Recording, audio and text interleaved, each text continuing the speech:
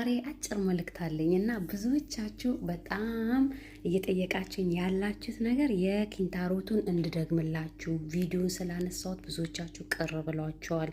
አብዛኞቻችሁ እኔ ያነሳሁበት ምክንያት ብዙዎቹ የኔን ፎቶ እያደረጉ እኔ የሰራሁትን ኮፒ አድርገው እየሰሩ ስለሆነ ስራ ላይም እያዋሉት ስለሆነ ጭራሽ አድራሻ ምን እያሉ በቃ እየተናገሩ ስለሆነ በዛ ምክንያት ነው ያጠፋሁት፣ በሌላ አይደለም። ግን አለ ደግሞ ቪዲዮን ማለት ነው እደግምላችኋለሁ። በሌላ ሰርቼ በጣም ብዙዎቻችሁም ተጠቅማችኋል። እኔ አሁን በሁለት መንገድና የበፊቱን እሰራላችኋለሁ ቪዲዮውን። ምንም ችግር የለም። መልካም ስራ ለራስ ነው።